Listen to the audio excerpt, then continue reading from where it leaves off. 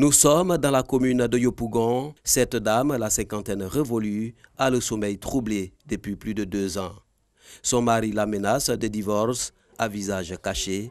Elle nous raconte son histoire. Mon mari, ça ne va pas, lui et moi on en parle. Jusqu'à même des fois, il me prive la nourriture. Je suis malade, mais il ne me soigne pas. On ne se parle même pas, on est dans la maison. Vous êtes mariés légalement? Oui, nous sommes mariés légalement. Il raconte partout que lui va me divorcer, tout ça. En temps, il a fait 3 enfants, je ne l'ai rien dit. J'ai accepté les enfants comme moi-même mes propres enfants. Ça me fait mal. Depuis mon jeune âge, je l'ai connu jusqu'à aujourd'hui. Elles sont nombreuses les femmes qui subissent l'instabilité du foyer à Abidjan et partout dans le pays. C'est le cas de cette autre dame que nous rencontrons dans son domicile familial et qui a accepté également de se prononcer dans l'anonymat. Mère de 6 enfants, elle vit seule depuis plus de 12 ans. Il est arrivé un moment où il voulait qu'on aille faire un changement de régime. Il allait prendre des témoins pour leur dire que quelque chose lui arrivait demain. Il ne faudrait pas qu'on vienne me prendre pour dire que je suis son épouse. Il a déjà divorcé de moi. C'est ce qui m'a motivé à aller moi-même demander le divorce. Autant être seul que d'être mal accompagné. Comment vous arrivez à vous occuper de ces 6 enfants sans le mari? Avec la grâce de Dieu et puis les petits commerces que j'ai fait de part et là. En Côte d'Ivoire, selon les statistiques judiciaires, sur 100 mariages, 50 divorces sont prononcés par an.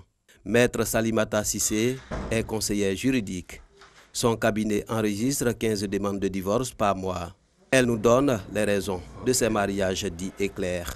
Dans les couples, on n'est pas tolérant. Il y a un problème de compréhension, on n'a pas la même éducation. Généralement, vous voyez les couples qui disent non, on ne s'entend plus. Il m'a trompé, ou elle m'a trompé, ou elle a injurié mes parents. Les raisons sont vastes, mais n'empêche que la loi vous dit les causes pour lesquelles vous pouvez divorcer. Injure grave, sévices, infidélité, mais bien sûr avec preuve à l'appui, ou pour abandon de domicile. Et pourtant, dans les différentes mairies, de nombreux mariages civils sont célébrés au jour le jour. La mairie de Yopougon, à elle seule, enregistre par mois plus de 3700 mariages célébrés, selon la directrice du service de l'état civil. Cette année, les demandes de mariage pourraient doubler dans cette mairie. Déjà, plusieurs couples se bousculent devant les bureaux d'enregistrement des demandes de mariage. Quand les usagers viennent, qui veulent se marier, vous voyez un peu ce qu'on remplit. Ils viennent avec tous les documents qu'on leur demande. Il y a des mois où on refuse les mariages, on les oriente ailleurs. Nous sommes débordés, nous refusons certains couples. Faut-il se marier pour divorcer en moins d'1 année? À qui la faute? Au sein de la population, les opinions sont divergentes. Si une femme n'est pas basée dans le Seigneur, si elle n'a pas Jésus, elle ne peut pas. Elle ne peut pas parce qu'il y a trop de choses dans les foyers. La Bible même nous dit d'être soumise. Être soumise, ça ne veut pas dire être esclave. Être soumise, ça veut dire ne pas répondre à tue-tête. Souvent, il y a incompatibilité d'humeur où on n'arrive pas à tolérer quelque chose qui s'est passé et qui crée un mécontentement. Nos parents étaient des instituteurs qui bougeaient beaucoup, mais nos mamans ont su gérer tout ce qui a pu se passer autour. Que nos épouses prennent exemple sur nos mamans. Le drame des hommes, je vais vous le dire, la plupart des hommes dans ce pays, même ailleurs, on veut vivre en couple, on veut se marier, continuer à vivre des vies de célibataires. Ça ne va pas ensemble. Vivre en couple, c'est faire des concessions. Il ne faut pas vouloir vivre avec une femme et puis rentrer à 4h du matin, à 5h du matin. Je dis, il y a un problème, quoi. Le divorce est l'un des facteurs fragilisants de la cellule familiale. Il est un acte odieux de trahison, selon la Bible et le Saint-Coran, explique les guides religieux. Je suis pasteur, un jeune frère vient me voir et dit, pasteur, je vais épouser une femme. Et puis j'ai sous ma main une jeune fille que j'apprécie beaucoup. Quelques jours après, je l'appelle et dis, tu vois cette fille-là?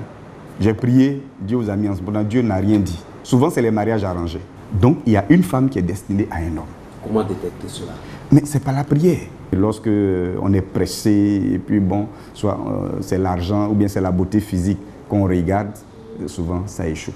L'apôtre Paul, dans 1 Corinthiens 7, il a dit que l'homme ne répudie point la femme. Et si quelqu'un a répudié sa femme, qu'il n'en marie plus une autre. Donc Dieu est la répudiation. Le mariage, pour nous musulmans, c'est une adoration.